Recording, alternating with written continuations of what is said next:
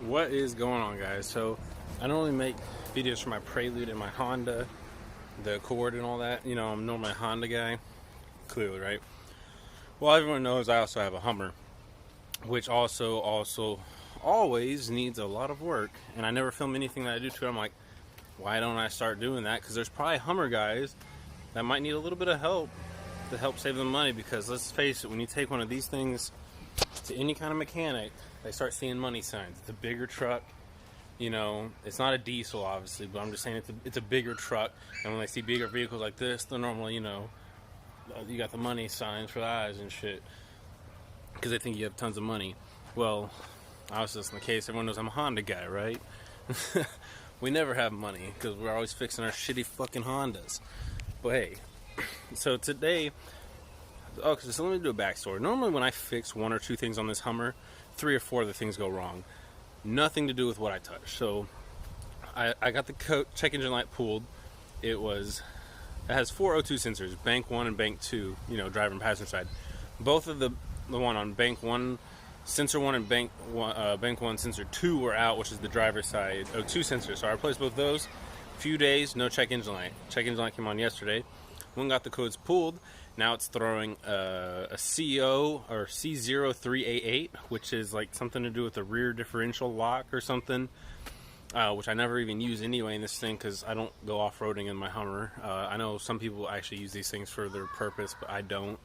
And then it was the PO430, which everyone knows what a PO420 is. It's the catalytic converter, but PO430 is the passenger side catalytic converter for this. So I got a bad cat in that side, which is the opposite side from what I touched. See what I'm saying?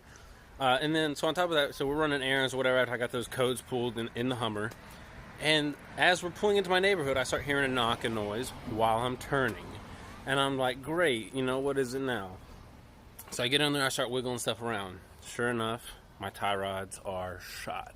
I went and picked up some new outers for now.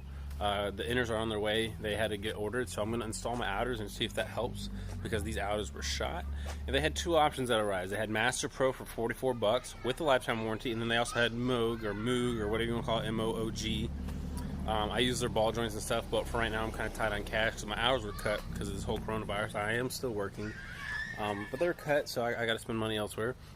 So for $44 for both sides, well, it was like 97 after tax because I got both sides, you know, 44 a piece or whatever.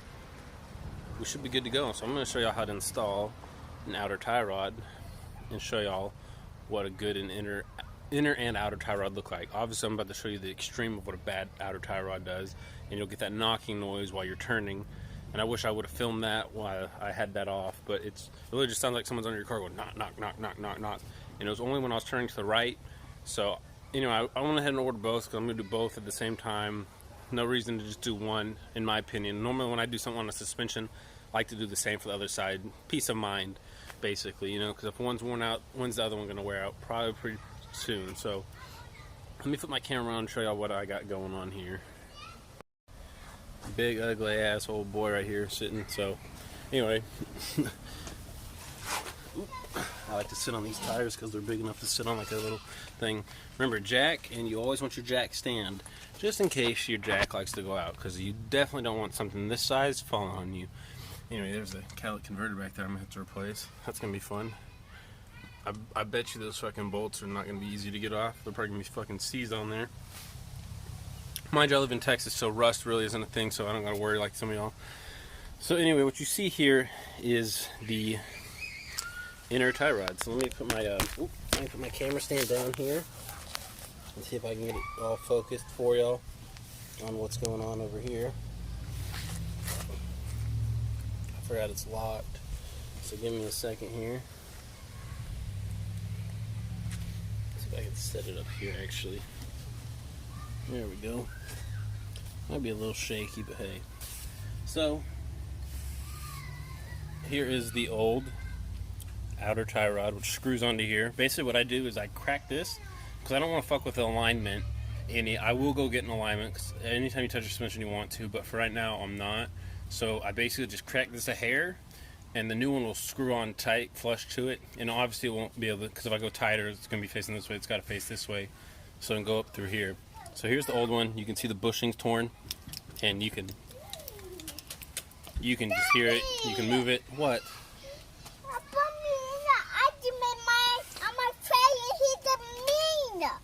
Uh-oh, you okay? Yeah. You'll be alright. Go eat your ice cream, okay? No, I want to sit down. Anyway, so here is the Master Pro, which is what O'Reilly's. It's kind of like an O'Reilly's brand. I looked at the Moog and in both. The Moog honestly looked nicer, but it was double the price of what this was. Both came with a lifetime warranty, so I figured, why not? Yes, it's going to suck if I have to replace it, but either way, it's free no matter what, and it's cheaper. Hey, don't put your hand there. Move your hand. So anyway, Raina, move your hand. A bit. So anyway, you'll see I can't, like, I literally, like, if I wanted to, I could probably put enough ass where I could move that. Hey, you're about to get a spanking. Sorry, guys, my fucking kid's kicking my camera and stuff. But it doesn't move, so I'm going to just put it back on here. Oh, and one way to check your inner tie rods. Your inner tie rod should be able to hold itself up. See how this one's holding itself up? So honestly, this inner tie rod still has life in it. But I went ahead and ordered them just to be safe. But it's good to go, honestly. So I'm going to go ahead and just twist this one back on and show you what I mean, what I did to try to preserve the alignment.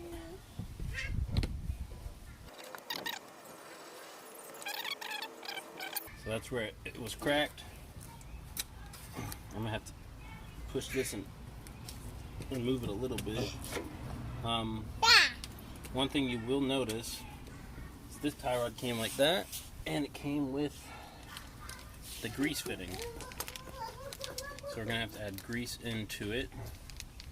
So let me go ahead and put this little piece in it. I don't know why they don't come pre-installed on there. It'd be easier that way if they did, honestly.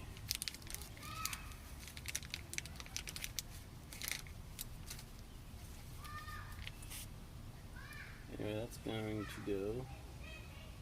It's basically going to thread right in the top here. I have to go get my little socket, and then you put your grease gun on there, and you'll fill that full of grease. I'm going to have to go pick one up. I didn't realize these were this kind of... So shame on me, but before I go anywhere, because I don't want to fuck that up, I'm going to have to go do that and fill it full of grease, because that's what's going to keep that thing nice and healthy. Okay, so I'm actually going to show y'all how I'm taking off the Hummer tire. Obviously it's common sense, blah blah blah. But they have this little cover here that actually blocks the it blocks it, guys. See, it blocks all your lug nuts. What are you doing right now? I'm doing.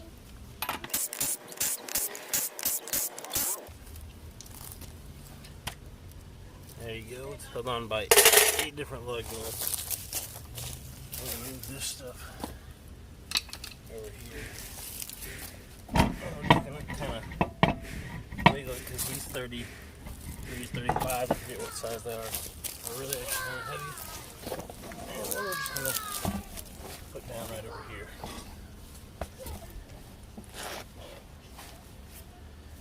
I'm actually gonna move y'all right over here so y'all can see. Let's see, where's the tie rod for y'all? I'm gonna have to put my jack stand underneath it.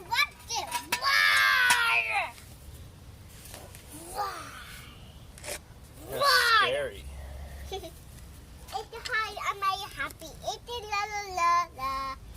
Alright, tie rod is right here. Am I happy? Sure, I'll play. It has play that wiggles back and forth, and you don't want that kind of play. Daddy, I might have to taste it, okay? Okay, so we're going to break this nut first, right back here. Daddy, you take it, okay? Sorry, guys. Daddy, Life you of having a take it. 3-year-old. Daddy, you take it, okay? Okay, Raina. Oh, you put it, okay? Okay.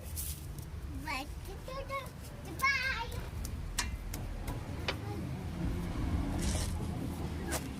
Tightens it, and now twist it loose the other way. Daddy, I had the idea. You can back it off about half a turn, basically. Hey, wow, it's a bit, And then I'm going to it's a get bit my hard to do. little same size as the lug nuts. I knocked that off. And then I'm going to get my hammer. Just give it 1 or 2 good whacks. Or 3. Get that out of there. Okay, so now that that is turned, we're going to do this. You can see this one is not as badly torn as the other one, but it still has a lot of movement in it, guys. So this one was pretty shot as well. We're about to see if the inner, and honestly the inner should be able to support both the inner and outer tie rod up. But if it can just support the outer, because sometimes they'll only be able to hold themselves up, the inner ones, they'll just sag. So honestly, these do need replaced at some point, but the ones on the end of the Hummer are kind of heavy, so it could be a bad test. But you can see tons of movement. These even have the oil ports. I never put oil in it. Whether that's my fault or just 220,000 miles on this thing is that fault, I don't know. So we're going to go ahead and put this new one in. This thing's a filthy. I got a power steering leak under here. Still got to fix that issue. You know, but honestly, guys, I would say that the Hummer has gotten me through some of the craziest stuff. It's the powerhouse in it's the workhorse, you know, of all the cars I got. Clearly, some other ones are just good to look at. One's good on gas. The Prelude is just driveway art for right now, and has been for a year.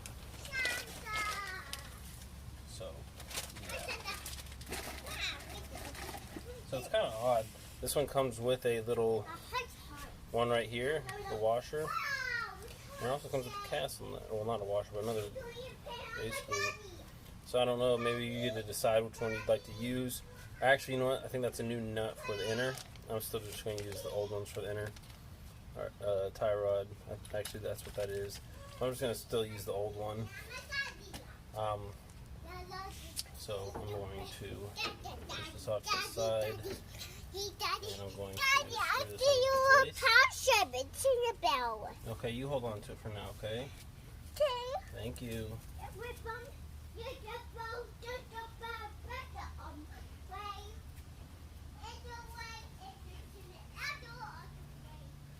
And then we're going to take this for a test drive and see if it's still making those god-awful knocking noises while I'm turning. If it is, I can at least rule these out. These were clearly bad, but maybe this was only part of the problem. I haven't really done anything to the suspension up here besides shocks, and it is on Bilstein shocks. Other than that, before we got the Hummer, the upper and lower ball joints are Moog. But other than that, everything else is stock. I think the axles have been replaced once before, is what I was told. Yeah, guys, nothing too crazy.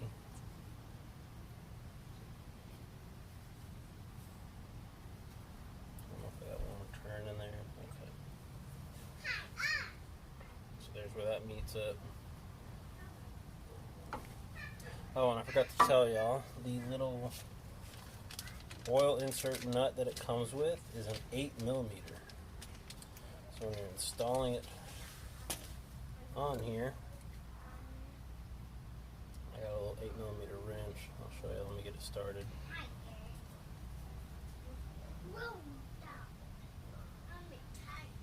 Okay.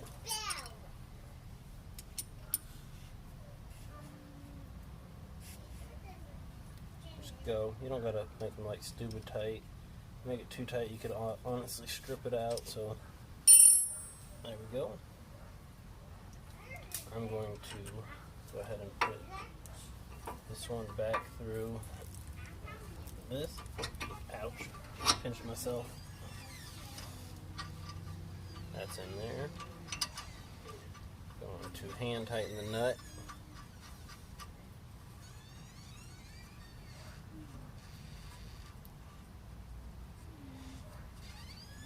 Let's hope this gets rid of the knocking noise, because I still got to replace the starter and the cord. If not, looks like I'm calling into work. Because I won't have a vehicle. I don't want to drive it with any kind of fucked up suspension on it. That's just me. I'm sure it would be fine, but I don't like chancing that kind of shit. You know, it's not worth me putting my life or anybody else's life at risk, because I do a lot of highway driving. So if I'm doing 80 plus, because here in Texas that's what we do. Yeah, I don't want to swerve and go off the road. I'm gonna put this on here.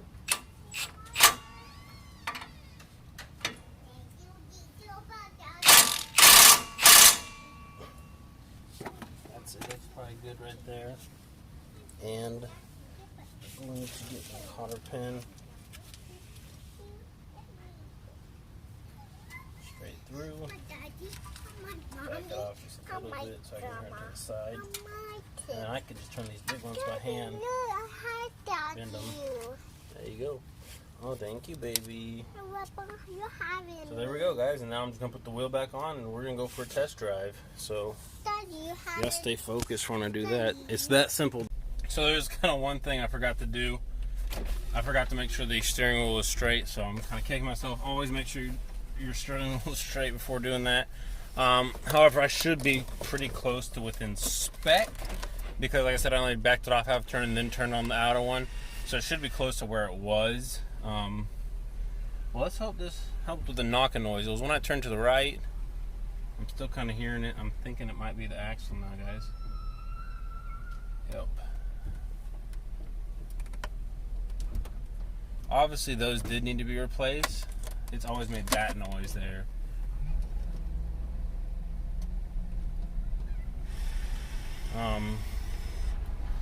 Let's see, it was making it when I was turning to the right, so I'm going to turn to the right with a little bit of speed behind me. There it goes again. Oop, I dropped my camera.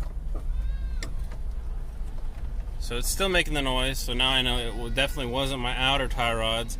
But as y'all could see, they did need to be replaced. Kind of upset they didn't fix my issue. Now that I'm driving in a straight line and I hear it, I'm pretty sure it's my axle. That just doesn't sound good or healthy. So I'm gonna make a full turnaround here in the street. The only thing I could think of is when I did that, guys, was the fact that I did have to go up on a curb yesterday. I did go slow and I came off of it slow, but maybe that just happened to tweak something. Hopefully not. So there's that pretty kind of sad factor about that thing, guys. And so like I don't know, I was kind of upset about that this hasn't fixed the issue, but it's got new tie rod ends, so that's how to replace those. I guess we'll be doing an axle video, maybe sway bar end links as well. Like I said, it is only when I turn to the right, and sometimes now when I'm going straight. So fuck my life, right? Suspension stuff's always fun to track down. Obviously y'all could see by looking at those outer tie rods I showed, they were shitty and terrible, but that was not my issue. So I'm going to go cry myself to sleep now. I hope y'all have a wonderful day, and until next time, guys, remember, please like, share, and subscribe. Yeah, anyway, later.